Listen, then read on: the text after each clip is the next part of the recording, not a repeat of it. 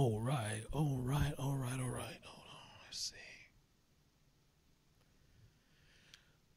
All right, mic check, anybody, mic check.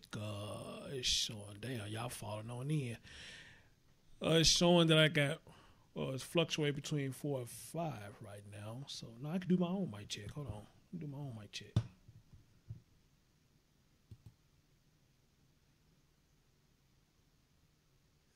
Okay, maybe I need to refresh. Okay, that's what it was. I need to refresh, and I heard the mic check, and everything sounds good so far. So if y'all don't mind, give me a minute to share this out. Brother Sites, thank you, thank you. Tiger Man, what's going on? I see y'all falling in.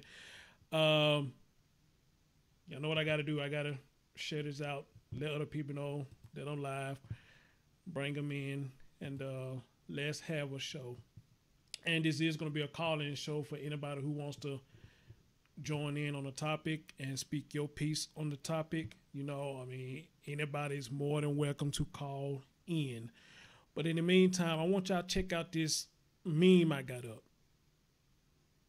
And it says, it's a world without racism possible? That's a good question.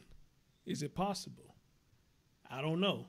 I don't see it no time soon in my lifetime, you know, but hey, who knows? Who knows? But what I'm about to talk about now, you know, I just don't see it happening no time soon. All right. So everybody who come in, if you're gonna watch this, you know, y'all gonna see this when y'all come in. So give me a minute. Let me share it out, and we get this show on the road.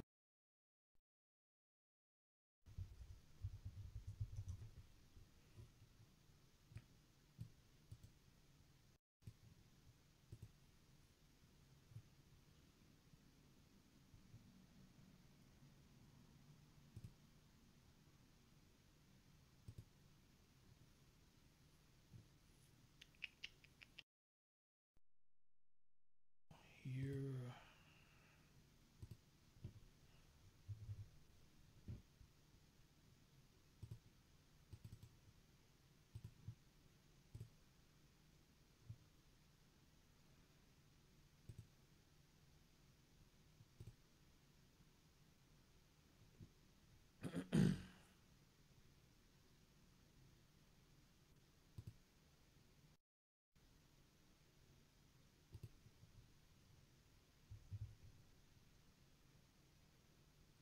Memory lane. Put that right there.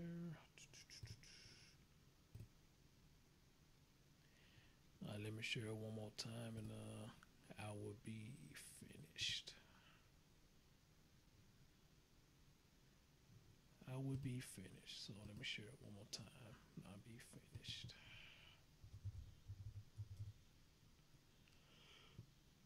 Ugh.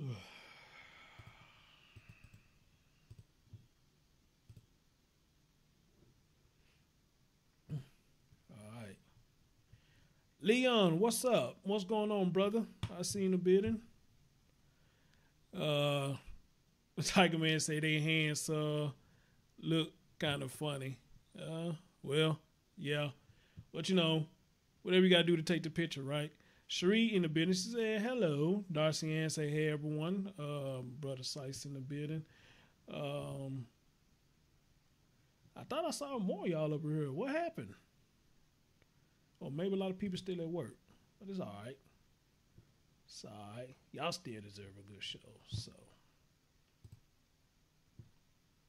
see. But then again, y'all know these notifications, they hit and the miss, so they probably got a lot to do with it too. So hey yo, Leon, I'm tripping, right? Because somebody had made a post about you being in Facebook jail. And I said, no, not Leon. Out of all people, Leon in Facebook jail? Nah, not Leon. Leon don't bother nobody. The fuck he doing in Facebook jail? He don't bother nobody. What up, Logic? I see you, famo. As a matter of fact, Logic, if you want to, man, you can call in and you can join me for this, man. I think this would be a good topic for me and you to discuss. But other than that, y'all know how the Chris Thorns Show do it. Live on YouTube. Let's get it.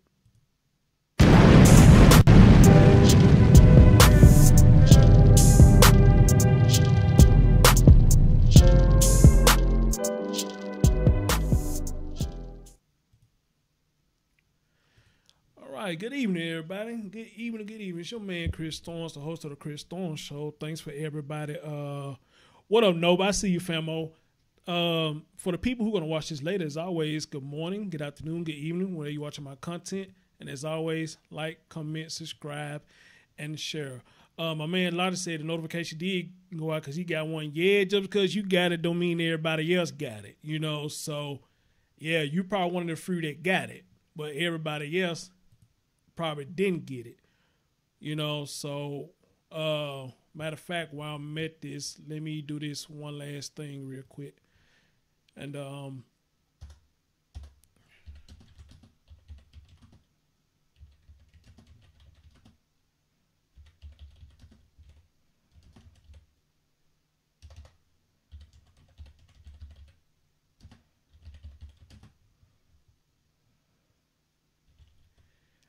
hey, Lane, happy birthday. Happy birthday, Lane. Hope you enjoy your day today, babe. Happy birthday. And wish you many more. Wishing you many more.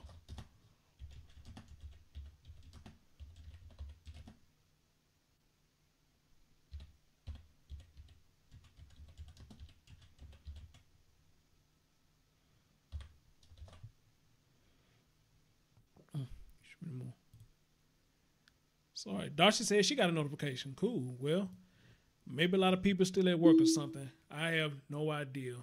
But anyway, for those of you who are here, but apparently some people have came because I got 15 likes already, so that's pretty decent. You know, so probably a lot of people have came, but I guess they can't stay right now. So that's that's cool. That's cool. So, ladies and gentlemen, like I told y'all in my stream yesterday, I wanted to do a show about all these police callings on black people for these bullshit ass reasons. So I was trying to think of a title what I should call this. And I think I came up with a nice title. Have white people upgraded racism? And what I mean by upgraded racism is what I'm about to talk to y'all now. I'm finna show y'all a few articles. A couple of them have news clips on them. And, you know, let's just share our thoughts on this fuck shit that's going on. Yeah, I got it, Leon. Appreciate it. I got it. Now the first one I'm about to talk about. The little boy. Oh shit, y'all can't see it. Hold on, let me switch over. Y'all can't see that. Hold on. I don't know how good y'all can see that picture right there. Let me see if I can blow it up.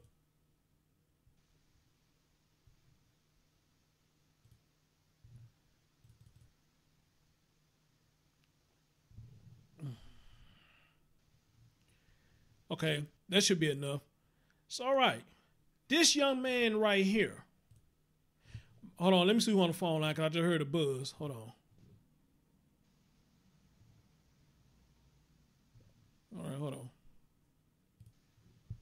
What up, 470? It's your man, Chris Thorns. What's going on, Chris Thorns? This is Man Logic. Oh, okay, that's what's up, bro. Yeah, okay, cool. Glad you called in, bro. We can do this together, man. I don't know, you know, you can see everything. Yeah, I can see it. I was wanting you to finish your intro and everything. I want just so I can listen in. I don't know. I can hear better on this thing right here. I don't know either. Hold on. Somebody just messaged me. Hold on. So,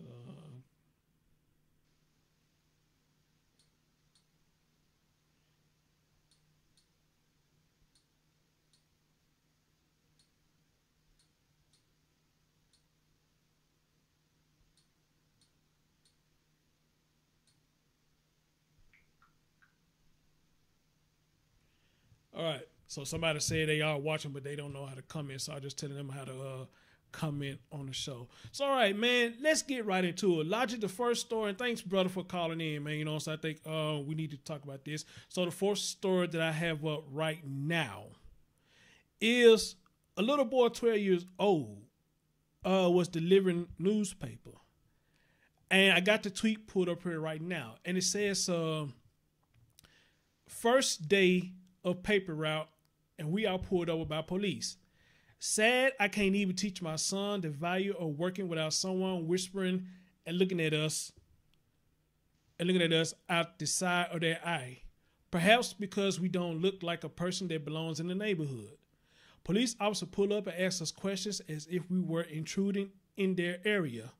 Totally disgusted and disturbed, and this kind of behavior still exists. Let me see if I click more. Click more. My apologies on Arlington for bringing my 12-year-old African-American son into your neighborhood to deliver the paper and make a few dollars on the side. No harm intended. I will make sure my boss changes his route. That's you know what? That's fucking sad right there, bro. That's really sad. Now that's the tweet that I read right there. Now let me read the article. Let's see what the article says. All right. So, Tamir, you back in the building. Years in the building. What's going on? They go to call in information right there. Y'all want to call in, join in with me and Logic on this? Y'all more than welcome to. So, Logic, here's what the article say. Once I get to reading, bro, you know, I want you to get your thoughts on this first thing we're talking about. So, the article says, and this was July the 10th of this year, written by Clarissa Hamlin. She said, the cycle of people calling the cops on African Americans seems never ending. A 12-year-old boy was targeted while delivering newspapers on his first day, covering a route in Arlington, Ohio.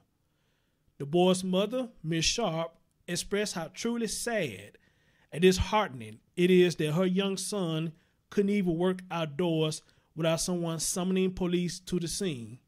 She touched on the evils of racial profiling in a Facebook message post on that Friday.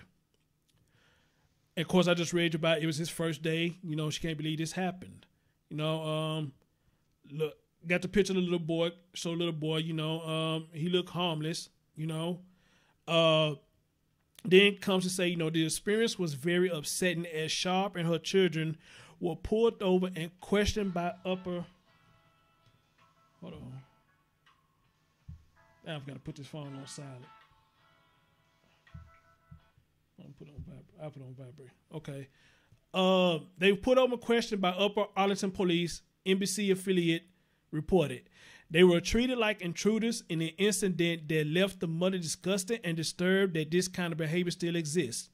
As he was like, what are you doing here? Are you soliciting? Listen to the question that they asked her, Logic. What are you doing here? Are you soliciting? Sharp, referring to the police officer who stopped her, said to WCMH, and that she first thought they were being racially profiled before she found out a resident called the police on them. I said, no, sir, I'm not soliciting. I'm delivering papers. He said, what papers? I showed him the paper. He said, oh, really? And sat there for a minute and then pulled off. The unidentified person who called the police reported that someone had walked up on a porch empty-handed and left with an item in their hand. Upper Arlington officer Brian McKean said some bags of newspapers and ads had been delivered to the wrong houses. And Sharp and her boys was going back to retrieve them, he said. How the boys could have been deemed suspicious is crazy when they did nothing wrong, she also said. Unsurprisingly, police disputed Sharp's statement that race played a part in the incident.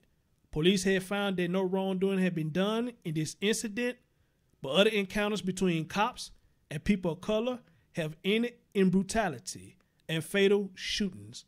Thankfully, Sharp and her boys were okay, but the incident serves as an example of how damaging and painful racial profiling can be to African Americans. Logic, now that you heard that, I give you the first word, bro. What you think about that, what you heard, man? Yeah, my bad, man. My little girl trying to educate me on the Fortnite terminology. I'm sorry.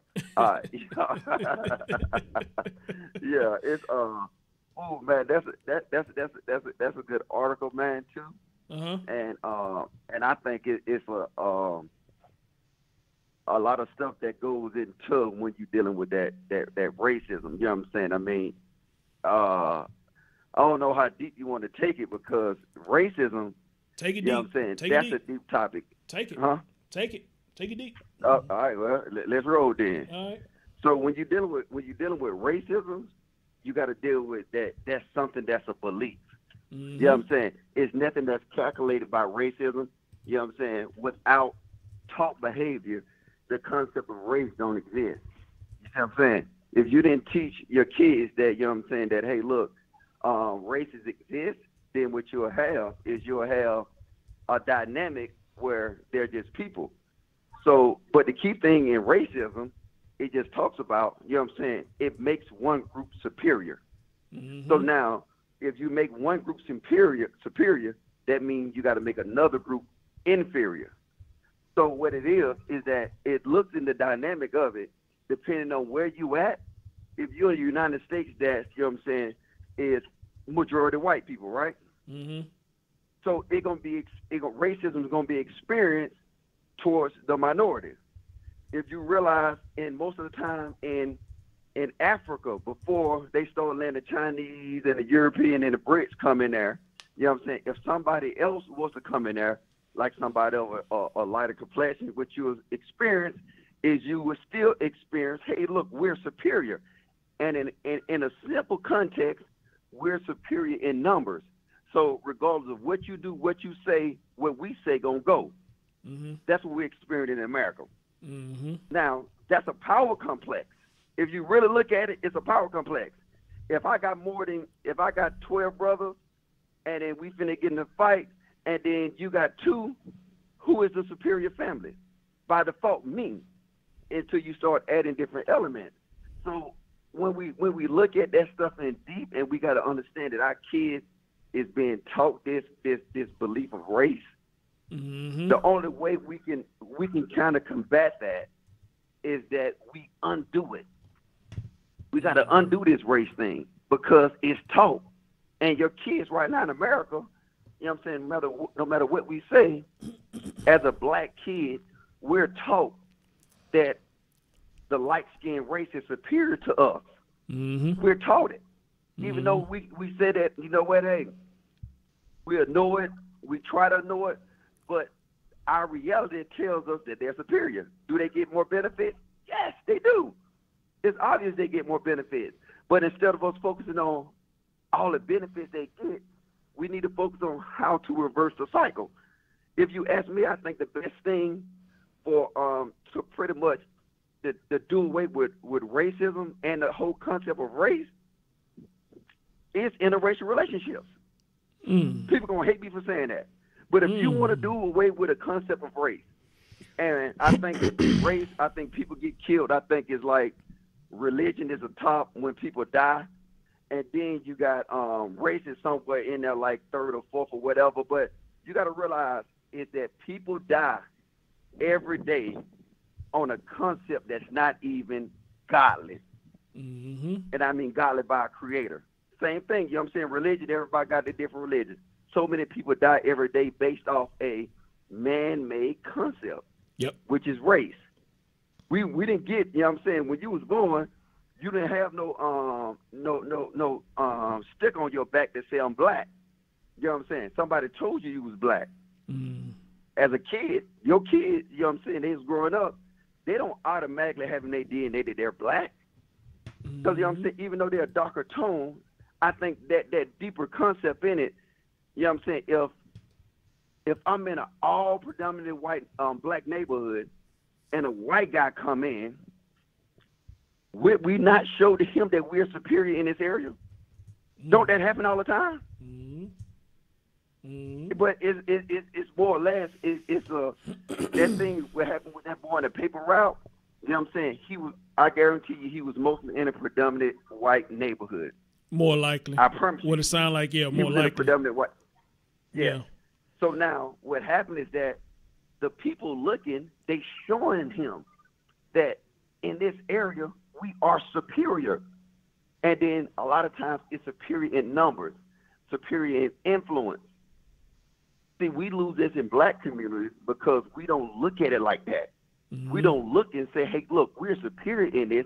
So what we say go, we don't do that. But everybody else do that. That's why a black man walking down the street, they can call the cops on us. Right. But then a white person walking down the street, what we going to do?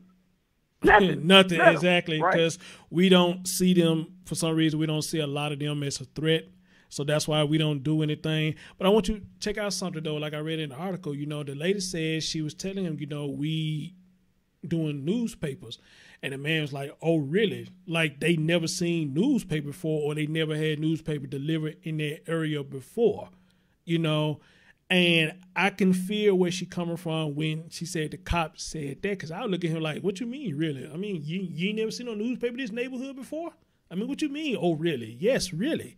We can show you proof that this is what we're doing. Now, down here in Memphis, Tennessee, with Tennessee period, we got certain areas in Memphis that if you call the cops on something, depending on what it is, they're not so quick to come. But in one of them high class area, like the townhomes where the area stay clean, the grass stay cut and all that, if they call the police, probably for the little pettiest shit, even somebody fought in there, the motherfuckers would be there with the quickness. They'd be there with the quickness. And, and you got to understand, and I've been trying to understand, why do they do that? Because think about this, Logic. When I got my first apartment, my apartment got hit. I knew who did it, but I couldn't prove who did it. Now, I called them folks, if I remember, it's like around about 2 or 3 something o'clock. That man to get there to almost 7 something o'clock. And I had to call them folks again like, man, I'd have been called y'all, told y'all my shit done got broke into. What is taking y'all so long? The answer they gave me, that's not an emergency. We got to get to the emergency first before we get to you. Okay, I can understand the concept where they coming for that, but what if that motherfucker was still in my apartment? Then what? And we scuffling this shit and fighting this shit, and one of us get badly injured. How would you look at that then? Would you look at that as an emergency then, or would you still look at it as the same?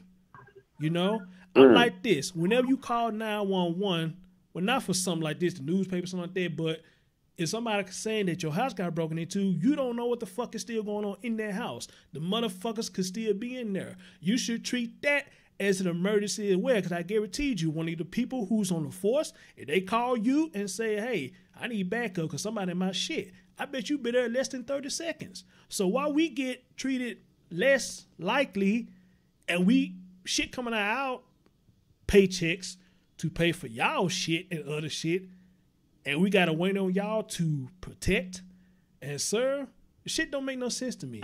This motherfucker out here running out free, probably breaking in somebody else's shit or probably holding somebody else hostage. But you taking 3 or 4 fucking hours to come to my place talking about my shit ain't an emergency. How the fuck does that work? What you say about that, bro? Ooh, all right. Yeah, I know it's true because I done lived on both spectrums of, the environment. I done lived in the wealthy neighborhoods, and I done lived in the ghettos. But what you'll see though is you'll realize is that, think about this. And name a rough part of Memphis. What is it? I can't even think of it. I know North it's in the rap Memphis. song. North Memphis. North. You probably heard somebody say North Memphis. Okay, so North Memphis. So that's an area or community, right? Mm-hmm. All right. So name a good area in Memphis. Cordova. I say Cordova. Germantown, Cordova. Cordova. All right. So now let's compare Cordova to North, right? Mm-hmm. So now North, if you look at it, just think about this from this perspective. And I guarantee you, if we want to really dig into it and pull up some stats of it, we'll probably find it. Mm-hmm. If you pull in home break-ins in North compared to Cordova, right? Mm-hmm. The numbers will be staggering. if you pull in the shootings in Cordovia compared to North, the numbers will be staggering. Not saying that they don't exist in Cordovia, but if you realize it, it's more or less, it's like if you in an area that, and I can compare this to my time in the military. I'd have been in some military bases where it was actually no action at all. And then I went in military bases where it was crazy. The rules was lenient in the areas, you know what I'm saying? Like if I go kill somebody in an area where no crime happened, I'm gonna get my ass handed to me. But if I was to do something in an area where it's always chaotic, then I can most likely get off with it. So with the whole concept, I think it goes back to the people in the community got to fix that. Because see, it's like everybody in Black, they say they hate the cops, they hate the cops. But if you look at the most call-ins for the cops, you know what I'm saying? It is in what? This inner city neighborhood, North. If you compare North to Cordovia, I guarantee you the number of 911 calls is off the chain compared to Cordovia. And I think that alone is something that we got to actually fix. We got to fix North. You know what I'm saying? How can we police North to make it similar to where it is in Cordovia? So now, when we limit the number of these break-ins, we limit the number of these police recalls, and you know what I'm saying? Guess what? We can maybe get them to respond. You know what I'm saying? I guarantee you go to Cordovia, you see police over there eating and stuff, chilling. Yes, sir. You see some police eating in North. Shit, before they finish they meal, they in a call. Right. Absolutely. You know Absolutely. and I think that's a level of honesty that we got to display. Right. And then you got to realize this. If I'm a cop and I'm working in North, right? And then every time I respond to a call, I'm being called a pig, I'm being called a coon, I'm being called everything in the book. But if I go to Cordovia, guess what? I'm a hero. Absolutely. You know what I'm saying? You gotta. It's a point in your job that even with cops, you know what I'm saying? It gotta be enjoyable. I guarantee you, it's more enjoyable to be a cop in Cordovia than it is North. Yeah. Because the people in North will call you, but they hate you. You see what I'm saying? Right. And I think that's a dynamic. It's not a suit, but you know what I'm saying? It's some simple facts. Right. Absolutely. And I agree with what you're saying, brother. So, all right, man, we're going to move on to the next story here. And I think a lot of people heard this one. You got a 12-year-old boy that was mowing the lawn. And he got the cops calling him for mowing the lawn. So, we'll play this little clip if he'll play. And, let's listen to this. If he'll play. For some reason, it's not playing. Okay.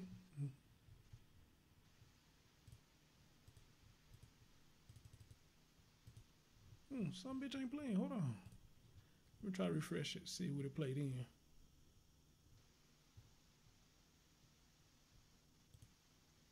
Determination in his eyes and his posture. He is very motivated. With a lawnmower almost as big as he is. 12-year-old Reginald Field is on his toes doing business. I'm having fun at the same time cutting. His new business, Mr. Reggie's lawn cutting service. I like just being out the house. And with several helping hands and his cousins, brothers and sisters, this group is up with the sun every day, working the neighborhood. And it's been smooth cutting this summer, until an incident a couple days ago. A new crew pulling up at Miss Lucille's house, where they were working for the first time. Maple Heights Police. They said I was cutting their grass, but I didn't know it. Lucille told me she quickly learned the neighbors called to complain. They said that the kids cut their grass. Claiming the group cut a section of their property and were in their yard. Yes, called police on children cutting grass. Reggie said he was discouraged for a minute. I was like, that's a shame because I didn't know. But no longer than that, because the post Lucille put on Facebook about what happened ended up with thousands of views, hundreds of shares. I guess I have like a line where part of it is not my yard. They called the police to tell the police that the kids was cutting their grass. And now, Mr. Reggie is getting a lot of support for his new business from people seeing this and wanting to make sure he's never discouraged again. People are, inboxing me like, how can I get in touch with these children? Where are they at? I got property that I even want these kids to, to cut their grass. His lesson learned, no matter what life throws at you, just keep pushing, just keep moving. Just give me a call. I will be there on time. We can get Molly back. We just have to have somebody call. I need to start that. What the hell? Let me start that shit. All right, man. So that's the second one I want to bring to the attention. I think that's the one that really set off a whole lot of stuff. Was the boy was mowing the grass, and he got the cops called on him because he was mowing the grass. So let me read the article. What the article says. The article says it's a business that has existed for as long as there have been summer vacation and borrowed lawnmowers. A pint-sized entrepreneur offers to endure the rage of a summer sun on a neighbor's behalf, pushing a lawnmower across high grass for a small fee. Last week in Maple Heights, Ohio, another store in Ohio, the entrepreneur was Reggie Fields, a 12-year-old middle schooler who is the owner and mower-in-chief of Mr. Reggie's Lawn Service. His sister and two cousins also provided manual labor in a neighborhood outside Cleveland, working a rake and a broom to coral clippings. That's what they told Lucille, 51, who encountered them at a Dollar Tree where they were purchasing a gas canister and some lawn bags on June the 23rd. Hope Colden thought it was a good investment. Her grass was growing taller, and her $20 would be used to keep this particular group of black youths off the street and out of trouble. She was mostly right. As Reggie and his troop were finishing up her yard, a Maple Heights police SUV rolled up in front of Hope Colden's house. When she saw the police through the window, she was surprised. Then when she learned what had happened, she was outraged and reached for her cell phone to share it with the world. My neighbors that stay in the house right there, she said, swiveling the phone as it recorded her on video. So I guess I have a line where a part of it is not my yard. They called the police to tell the police that the kids was cutting their grass. Who does that? Who does that, she says. She captioned the video, "This is ridiculous," a phrase she repeated several times during an interview with the Washington Post, along with "Who does this?" Reggie, it seemed, was not just getting a lesson in some of business economics. He was also being schooled in a 21st century phenomenon known as living while black. All right. Hold on. Solely find themselves make security calls. Okay, I think that's it for that article. So here's the thing, Logic. What up, Patricia? What up, Jay Dizzle? In particular about my grass too, but I wouldn't have called the cops on some kids. I would have let them know that this is a property line and not to cut over the line the next time. Right, Jay Dizzle? Why would you want to call the cops on a child because he was cutting your yard, But I don't get it. But see, here's the thing, Logic. This is what I was saying last night. It's a damn shame that you do see little young black kids, trying to earn it a hard-earned dollar. And you mean to tell me that us as Americans, we are getting so petty now that we're going to try to get somebody locked up or a citation, because I made a mistake and cut your grass? Which you would think there'd be something that somebody would be grateful for, because maybe they didn't have time to cut it. Maybe they was at work. So maybe if he did decide to do, hey, I'm going to cut the neighbor grass, because he ain't got time. He always at work and blah, blah, blah, blah, blah, blah. So I'm going to cut that grass. Now, just imagine if he cut the whole grass, how the outcome probably would have been then. He called the police. This man cut our whole yard. Are you going to call police on this young man for that? This is fucking crazy, man. So you heard what happened, man. So you heard what happened, man. So what would you say about this, Logic? Because the shit gets crazy. Hey, the other crazy. articles I'm finna read to you, it get worse than this. And ladies and gentlemen, if you want to call in and talk on a topic with us, they're going to call in information right there on the screen. But go ahead, Logic, because I felt for this young man. But at the same time, for him, something big happened to him. He started getting business. So it was a fucked up thing that happened, but it was a positive thing that came behind it. What up, UFO? Go ahead, bro. What you say about that? Man, not this shit here. This is sad, but I can't understand it. I wish he stayed in my neighborhood. He got them fucking around cut by grass for free. I would have gave him some money. But yeah, this I don't know. I'm trying to and that's what happened when we try to explain like race. Mm-hmm. It will baffle us sometimes because it don't make sense. Like the race concept don't make sense. Like it's no way we can figure out why a person in a right mind would sit here and they are adult and they given that God ability to critical think, and then they will make a decision like that. So now that's why we living in a world where everybody is dealing with belief over logic. Mm-hmm. You know what? That I mean, was it a woman or a man who did the phone call? I think they said it was a woman. Yeah, they said it was a white woman. Yeah. Yeah. Mm-hmm. Yeah, and it's a white woman. So now and I guarantee she was probably elderly too.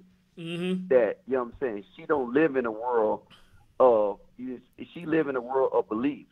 She believes that she's superior. You know what I'm saying? She believed all this different shit, and then she would even take it to the extent, and then now she the main one that probably her daughter is fucking a black dude. Hey, right. So it could be a possibility, yeah. Everything. Go ahead. No, I'm saying you may be right. Could be a strong possibility. You may be right. Yeah. So now she want to take it out on any. It's just probably in her neighborhood. She haven't had the opportunity to display her talk behavior. Right. So now in this instance, you know what I'm saying, it's probably a good opportunity for her to show how strongly she believes in this whole race concept. Mm-hmm. And she's stupid as hell. Absolutely. You know Absolutely. And this is why I say, you know, a lot of people say respect your elders, and I do agree with that to an extent. But for some reason, a lot of us got the mind frame that elders can't be wrong, and that's furthest from the truth. Okay? Elders are still human as long as they live on this earth. Now, for some reason, a lot of them feel like they are superior because, you know, they are elderly, you know, because they like to use that shit. I'm old enough to be this. I'm old enough to be that to you. Yeah, but at the same time, listen to what you're saying. You may be old enough for this and that to me, but if you are old enough to be this and that to me, then you're old enough to know that respect goes both ways. It goes both ways. You can't disrespect me and put me in fucked up positions because you are an elderly. All right? Just like I am supposed to respect you and don't put you in fucked up situations because you are an elder person. If you ain't did shit that harm me physically, you know, there is nothing that you or I can sit back and talk and say, hey, don't do that again. Like Jay Dissel said earlier, just say, hey, don't do that again. That's all. That's all. Just don't do it again. You know, if that's your pet peeve, because you know you got a lot of people that got pet peeves even walking across their yard. If somebody walk across your yard, that's nothing to call the police about. Just tell them, look, hey, keep off the grass, all right? Keep off the grass. Mm-hmm. Just tell them don't do it. That's it. Go ahead, you know the bro. deeper part, Chris, though, is that if he was cutting her grass, we got to think about this. That means it need to be cut. So you got to realize that. Thank you. Like, if her grass was already cut, then it automatically would have been a deterrent. You know what I'm saying? Well, I can't cut grass that's already cut. So, like, for him to be cutting her grass, that means her shit had to be high. Exactly. That's the sick part about it. That's the sick part. That's it. Exactly. Yeah. But yeah, go ahead. Lodge, we got a couple of people on the phone line. Let me go over here to 413. 413, you on the Chris Thorns show with your man Chris Thorns and Logic. Who this be and speak your piece? Hey, Chris, it's Brian. I finally got on one of your shows. All right, what's going on, Brother Brian? Brother Brian, what's going on, man? You know, I was hoping you would call in on this, man, because this is a motherfucking ridiculous, man. So right now, I read 2 articles. I don't know if you heard both of them or did you just catch this one. But regardless of No, I get the first one. Okay, so tell me, from what you heard so far, thanks for calling in, brother. I'm glad you caught this live stream. Tell me, for what you heard so far, and you as a white person, what do you think about hearing this, man? What do you think about hearing this? The first one, I would definitely, there's some kind of animosity somewhere. I don't know if it's race or color, but it could be just my neighborhood type of mentality. I can't really speak on that one. But as the second one, I mean, we've got to realize in society that, now think of it, that person's probably, you know, let's say 30s at least, talking to a young kid. That's one-on-one communication. Not to say that those kids would do it, but other kids would go, well, this person was cussing at me and saying this and saying that. Nobody wants to take that liability, so call the cops. Then there's no question of, well, you were cussing at my kid, you threatened my kid. So you've got to realize that society has really put people, you know, in a corner per se. Go, well, if I do this, I can get in trouble. If I do this, well, I'll just call the cops. Yeah. You know, and then it's kind of like going to the barber. I know if I go to a barber shop and, hey, I want John to cut my hair, and somebody just walks behind and all of a sudden Joe's cut. Hey, no. I want a John. I mean, it's petty, but there are people out there like that that are just nitpicky. Nope.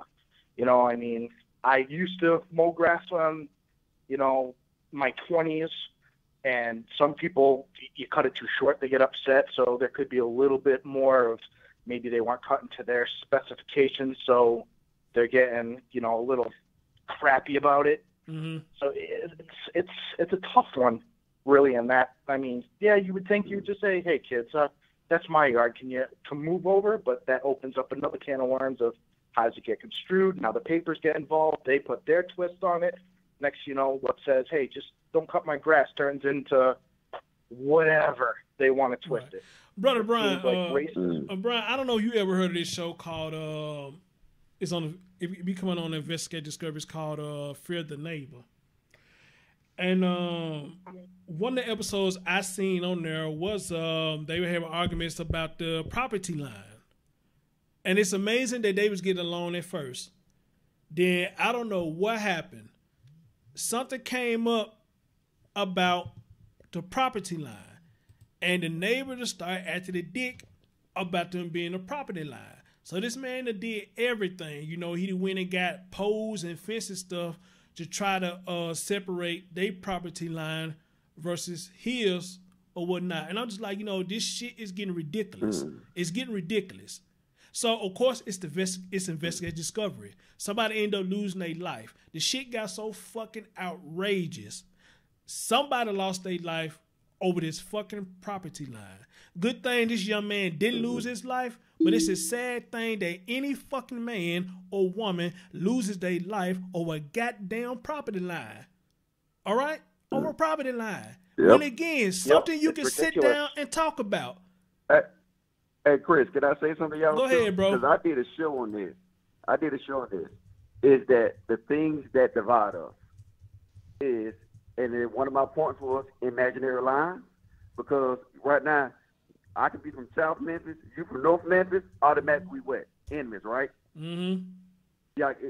So now it's the things that divide us, and then we look at race, we look at religion, we look at these extended genders, we look at everything, and nothing is natural.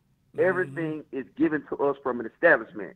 Race is given to us from an establishment. Religion, the multitudes of religion is given to us from an establishment.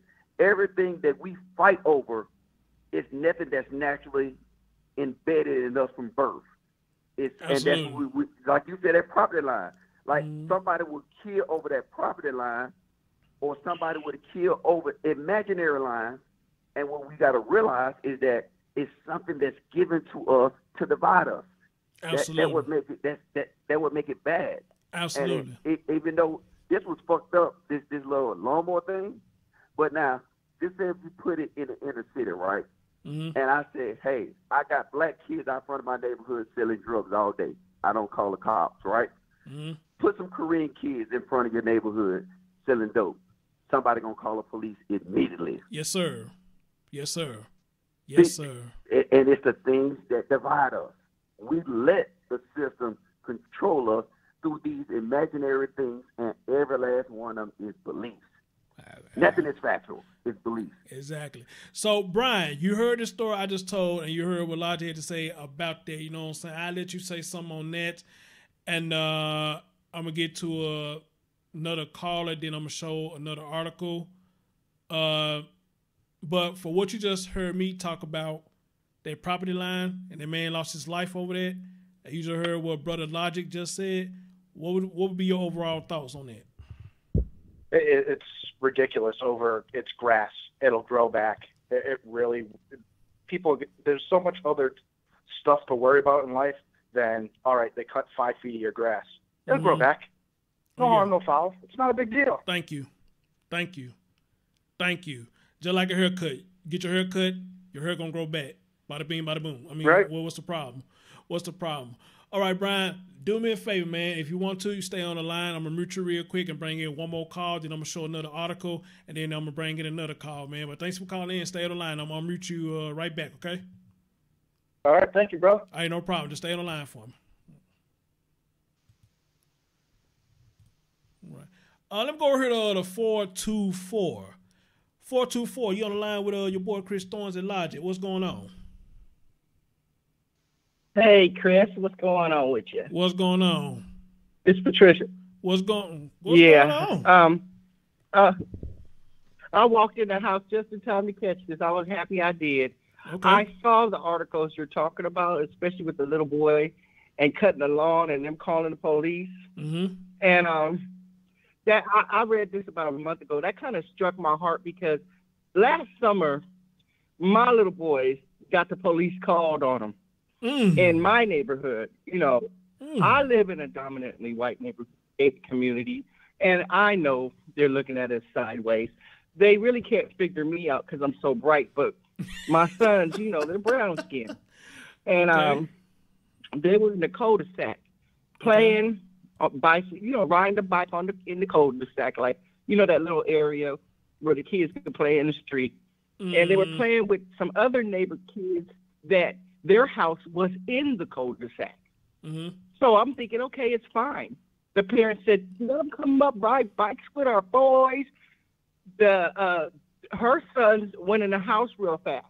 Mm-hmm. One of the neighbors up there called the police on my sons. And the policeman that responded told me what she said. She said, there's 2 little black boys she doesn't know riding the bikes in the cul-de-sac. What the hell?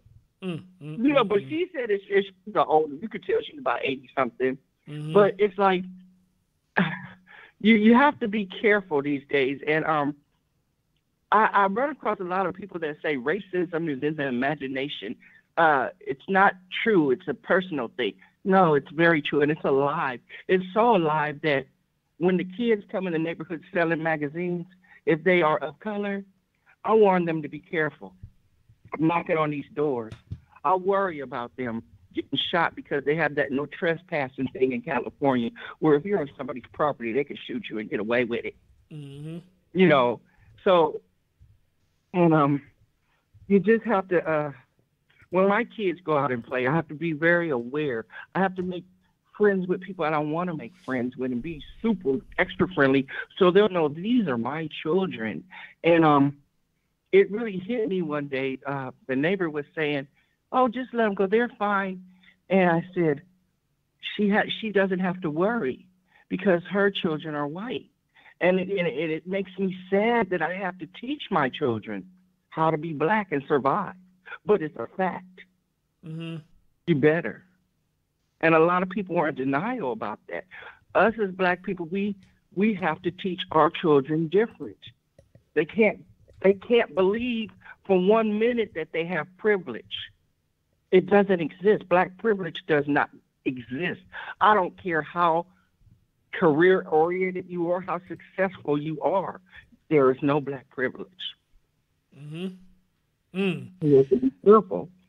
And I felt so bad for that little boy cutting the lawn, doing something positive, not hanging out, not hanging out with gang members, not trying to learn how to sell dope, but learning how to earn an honest living. Mm-hmm. And that happened. She's like the gentleman before me said, she should have given him money and said thank you, because it was obvious the lawn needed cutting. Exactly, and I agree with you on that, and I agree with Logic when he said that. And wow, Trish, you said your boys got caught on for riding a damn bike. Are you serious? Riding their bicycles in the cul-de-sac, and the lady, I guess, as they say, the word was moted. Because the police officer that responded was black, so he told me the truth. He told me what she said. And it is sad that he had to tell me to be careful with my little boys in that neighborhood. And I'm thinking, here you are, you work hard so you can give your children a better life, and they don't have to live a certain way.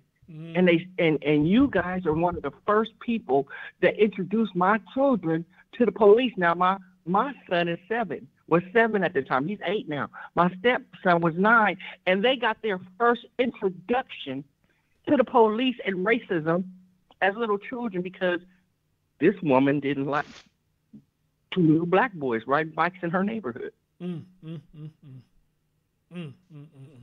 So we do have to teach our children what other races don't. We have to teach them from young, and that is sad. It is. We have to prepare them. It is sad. Logic, you got something you want to say about what she said, brother? If not, I'm gonna read this article while I got her line open. And I'm gonna let her speak on this. But if you want to say something in reference to what she said, go right on ahead, brother. You got the flow. What up, Dale? Hit that thumbs up. I think she's spot on, man. I think she's spot on, and I think what happened is that we got to look at ourselves, and you know what I'm saying. We got to be honest, and I want to know what you think about this. What I'm gonna say is that we got to be honest. Elijah, hold on. Give me just a minute. Appreciate the person who donated. I appreciate that. Much love. Much love. Appreciate it. Go ahead, bro. Go ahead. I just think there's a level of honesty that we see here because when we talk about these issues, do we feel like we talk about them too much, and then we talk about it on the surface, but we don't really try to get to the root of the problem so we can actually stop it from occurring. Because right now we can talk about it, it's jacked up. We're going to continue to see more of it because we never try to get to the surface of the problem to understand what is going on, why it's occurring, so we can actually fix that issue. Okay, bet. Appreciate that. So, all right, Logic and Trish, I'm going to leave you open for a minute because I want to read this article while you're on the phone. So, all right, USA Today got an article that I saw. It said, a woman fired after calling the police on a black man for wearing socks in a community pool. So, all right, let me read what it says. Hold on. Wow. Hold on. Let me go over it because it done lodged up for some reason. I don't know why I did. I can barely see what the hell it's saying. Hold on.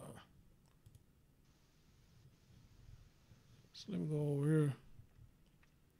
It's real large for some reason. I don't know why is it. Let me see if I can size it down. So, okay, I can see it right there. All right.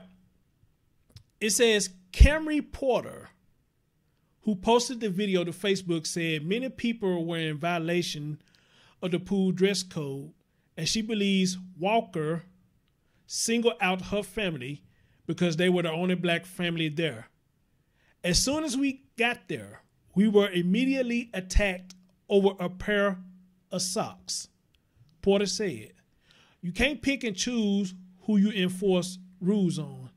That's what made me feel like it was a racial profiling. Porter, her boyfriend Kevin Yates, and her 2 grandchildren were enjoying the pool around noon on the 4th of July when she noticed a woman constantly watching us and whispering amongst her friends. Porter said Yates was sitting poolside dangling his feet in the water with socks on when Walker approached him. telling him repeatedly to take his socks off. Walker identified herself as the property manager. At this point, Porter said she intervened to ask what the problem was, and Walker responded that no socks, t-shirt, hats, or things of that nature are allowed in the pool. Porter then asked for identification, and Walker told her and her guests needed to leave. She refused, and Walker called the police. Although an officer showed up about 20 minutes later and informed Walker that no laws had been broken, Porter decided to leave anyway. I just decided to defuse the situation and leave, she said. The situation could have escalated. It could have ended in death. Worst case scenario, Memphis, oh, this is my hometown. Memphis police could not immediately be reached for comment. When she got home, Porter took to social media to express her outrage. I was angry, I wanted to do something, and I didn't know what to do. So, of course, I picked up my phone and I just started typing, she said. I really didn't expect it to go as far as it did. Her post, which has been shared nearly 10,000 times, has sparked outrage. She said the company that owns her apartment complex, Trilogy Residential Management, reached out to say they were sympathetic about the situation. Porter only learned that Walker had been fired when media reports started rolling in. The incidents come just after a North Carolina man lost his job after he called the police on a black woman attempted to enter a community pool with her ID. Porter says she recently watched the video and could relate to the situation. We've seen nationally all over social media, all over the internet, how black people are getting the police called on them simply for a living, Porter said. I understand how that woman felt. And that's the end of that article. So before anybody say anything, let me say this. Yes, at a pool they tell you, no shirt, no socks, no hats. They do say that. Now, was that enough for got another donation? Another donation. Hey, appreciate the donation. Appreciate that, y'all. Appreciate that. Anybody want to donate? My PayPal's in the description box. Yes, they in a pool, really, you're not really supposed to have on no shirt, no socks, or a hat, because if it's color, I guess the dye in the color can bleed in with the chlorine of the pool. I get it. But here it is, another situation that for something so petty like that, you're going to call the cops on me for having on socks in the pool versus just saying, just leave. Because when you told her to leave, then she probably had no choice but to leave. But why escalate a situation even more over some damn socks? Now, in this article, I put the blame on some of this lady too, who was allowing her grandchildren, wherever, letting her do that when she knows it's not supposed to be done. So I got to give her a little bit of the blame too. But at the same time, though, the shit just getting outrageous that white people seem like they are abusing 911 just because. That's what it sounds like to me. All right. So Trish, I'm gonna pass it on to you. So after you hear that article, what do you think about that? Did I let Lodger speak his piece on it? Okay, this is how I feel about that. There's a few details that they probably left out, but yeah, that too. First off, you're right. Some of the blame goes on that woman. I'm thinking when the lady approached her, she might have talked a little crap. And there are rules. I kind of feel bad that she lost her job because she was enforcing the rules. Now, calling the police is a little extreme, but I can't figure out was she provoked to feel like she needed to call the police. True. I would have liked to know when she told the woman that they couldn't have the socks on in the pool, which I have a pool. I have a swimming pool. And if I catch my kids in the pool with socks on, I'll be like, what the hell is wrong with you? You know better than that. Absolutely. You don't have to have a rule. You just know better than that. Take them damn socks off. You crazy. But I want to know if she talked a little shit to that property management and provoked her to call the police. if you're just listening to you, she shouldn't have called the police because it was just some socks. But was she provoked? I don't know. The woman was wrong for letting them kids in that pool not following rules. I think if the woman would have just said, "Oh, okay, I apologize. I didn't see that. I'll have them take their socks off." And if the woman still would have tripped and said, "Leave," okay, that's tripping. But if I just kind of don't see that. She called the police. What made her call the police? Were you talking shit when she tried to enforce the rules? Did the woman get fired because of all the sensitivity going on? Because it is sensitive. And did she just get caught up as, we don't want this crap, so we got to let you go?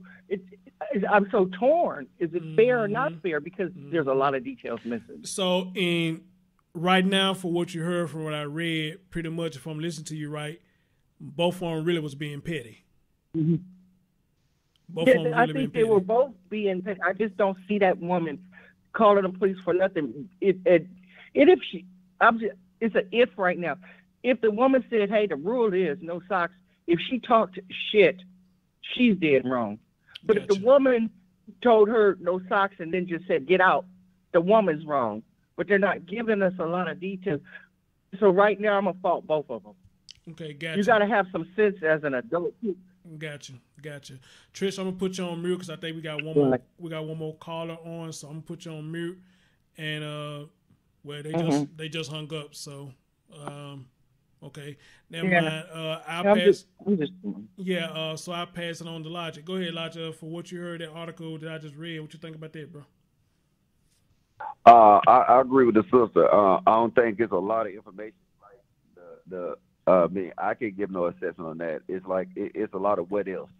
So we can say what if this or what if that. It's not a lot. You know what I'm saying? And then we look at it.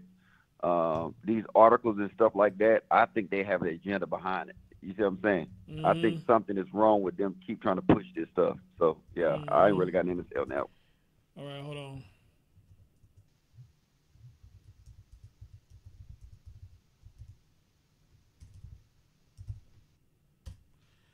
All right, let me see what my man Brian wants to say about this. Brian, you on mute again, brother. So I'm sure you heard the article that I just read, and I want to give you a say-so on it. What do you think about that, man? Yeah, I'm totally agreeing with the other two people that there's just so many what-ifs there. And once again, back to society, you've got one property manager trying to enforce rules. There's a lady, a gentleman, two kids. Now, we can what-if how she felt. She doesn't want to, are they going to cause a scene? Just let the cops handle it again. We saw what happened with the argument with the white guy and parking in a handicap. The black guy shoves him and he gets shot. That is just, it's a crazy world. You don't know who's an aggressor and who's not. There's no sign on anybody's head that says, "I like to start stuff," and there's not a sign on people's head saying, "I'm passive." I wouldn't want to be a property manager or anything like that. There's so many rules you've got to follow, and it's a no-win situation. Is that really the lady? Is that the missus in the background? Yeah, that's my girl in the background. Oh, cool. Till I say hello. I'm glad she listened. Till I say hello. Do she want to come on and say something? Chris, you want to come on? No, she gets picked on from her accent, so she doesn't like to talk when she don't have to. Okay. All right. Good deal. So what I'm gonna do, I'm going ahead, because we had somebody else that was on here. They hung up. I guess I was taking too long. But whoever you was, 317, if you want to call back in and you still in the chat, go and call back. So what I just did now, I just went ahead and muted everybody. So what I just do whenever I read these articles, I just go down the line and let each one of y'all get y'all thoughts on it. So you can do me the honors, just wait till I get to reading it and I'll just say whatever and I'll let y'all just go first. So, all right, we got another one here. And this is the craziest one of them all. This fool right here, 2 CVS workers lose their jobs after cops called on a black customer. All right, Let me play this article. Let me switch back over to my screen real quick. Check out my people over here. So let me switch to back over here. Let's let the people hear this crazy ass shit here if it'll play.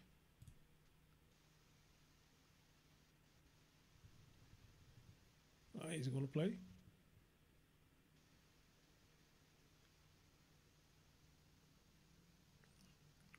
Like it's taking its time, but it's gonna play.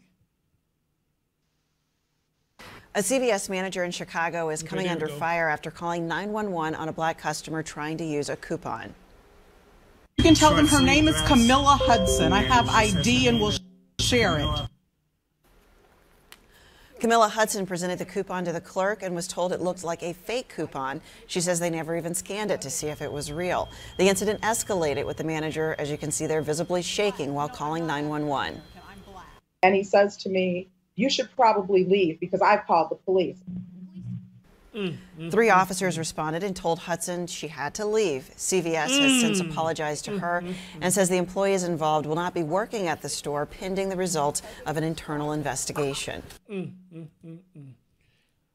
Again, like my grandmama says, like my grandma used to say when she was living, that's as scandalous as a shame. But you know what? I'm going to tell you something. Y'all didn't see what I saw unless y'all just looking at the YouTube thing or whatnot. And if you are looking at the YouTube thing, you're going to get a delay. But for the people who probably seen it in real time, you could tell he knew he was wrong what he was doing because he was shaking his ass off. The man was just shaking like a motherfucker. What the fuck you scared of? It's a fucking coupon. What the fuck you scared of? The girl kept her distance. She didn't approach you in a violent way. But you sitting up here shaking this shit, calling the cops over a goddamn coupon that you thought that was fake. Well, all the thing you could have just told her, I can't accept the coupon.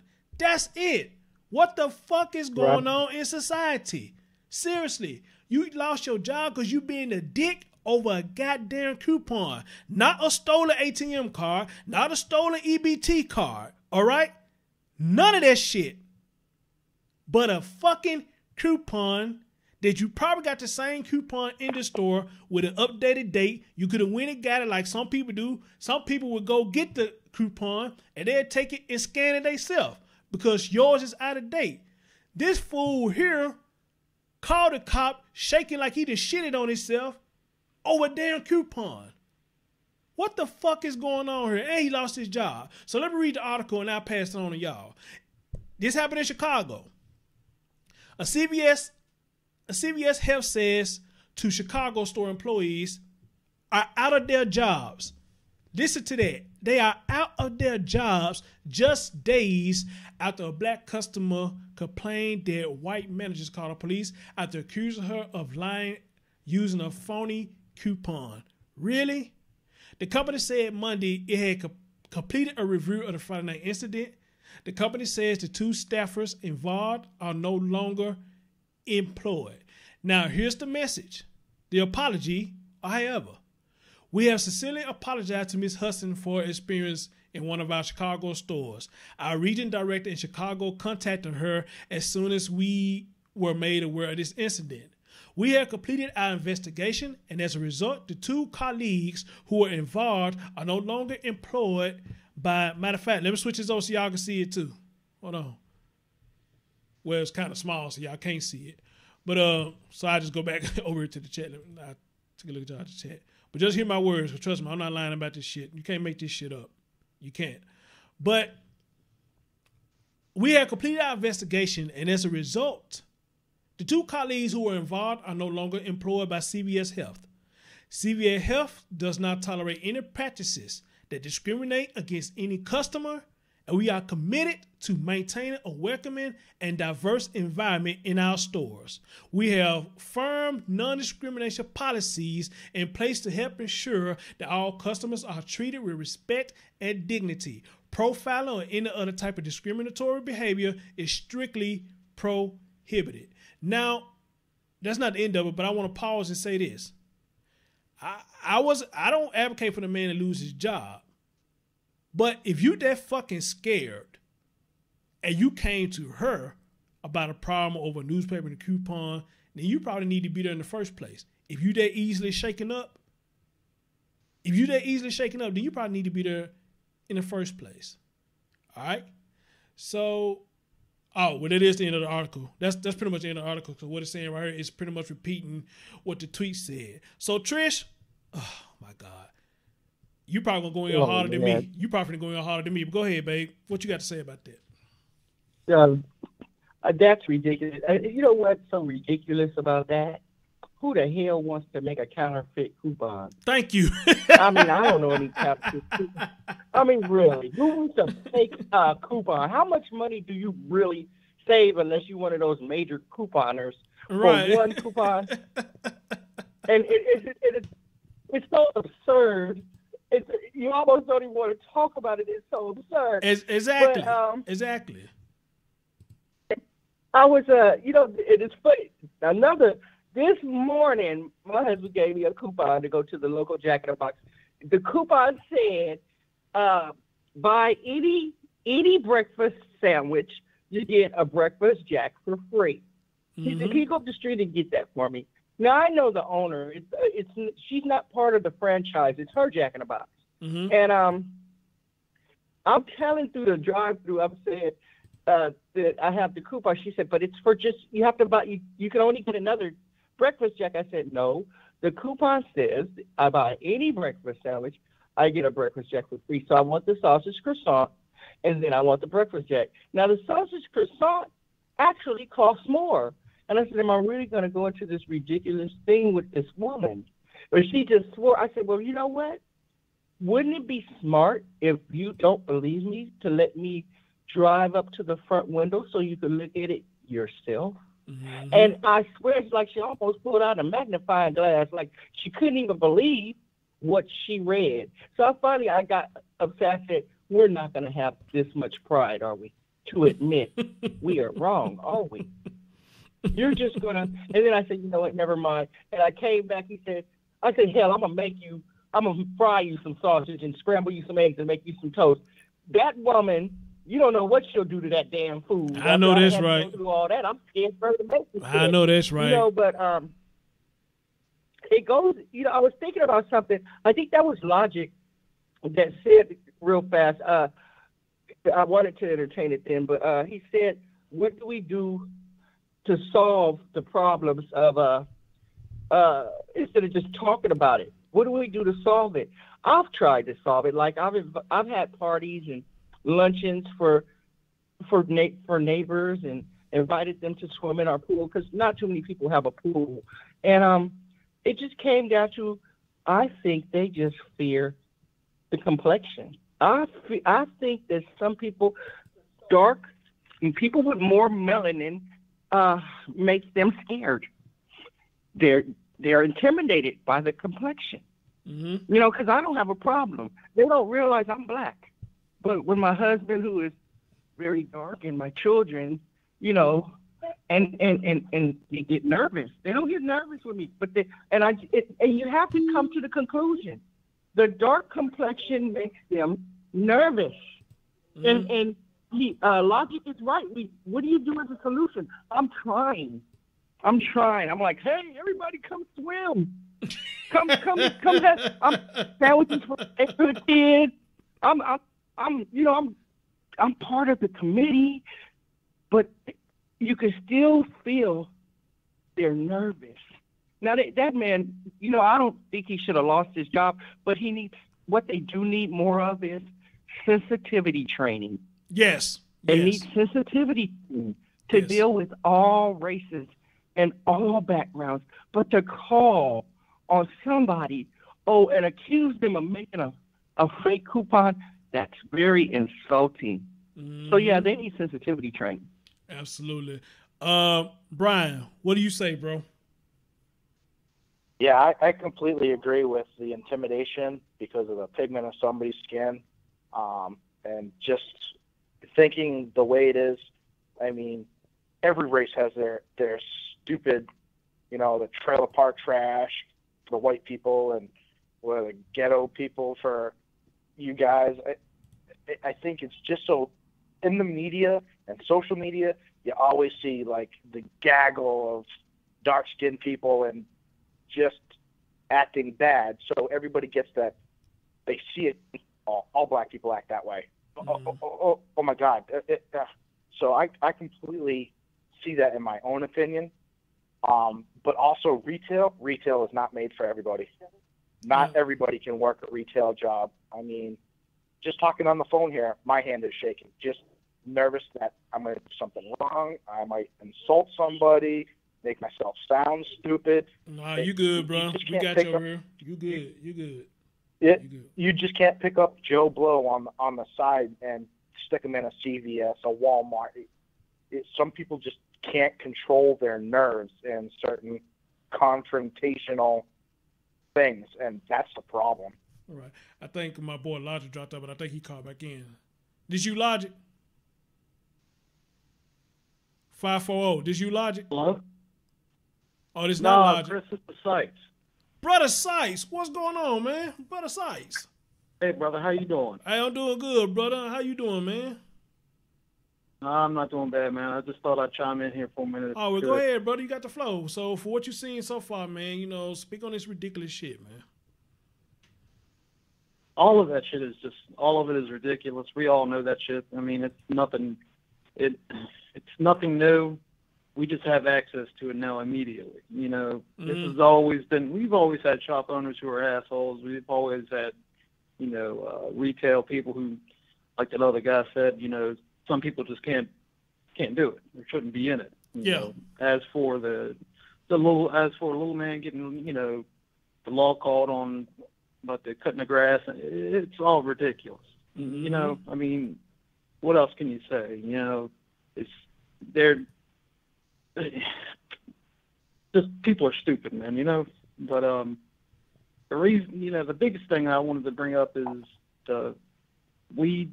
all of us now, we all gravitate towards, it's being pushed harder now than ever. Like, I believe it was Brother Logic, is what he was saying is the agendas that are rolling now. I think he kind of sees it more than a lot of people do. He sees what kind of things are running in the background. There's got to be an agenda to it. Like all these news sites and all these things, they're picking up on these stories, because they sell and it's all about money. I firmly believe that in my heart. All that shit, there's good people and there's news needs to be said.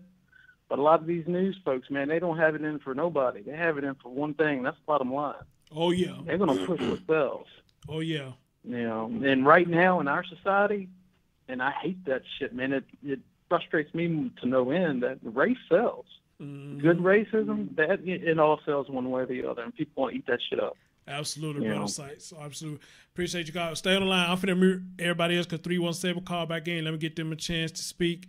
And Logic, if you listen, well, he probably had to get off and do some things. So I'm going to mute everybody real quick. Let 317 speak, then I'm going to mute everybody. So just hold on for me. All right, bro.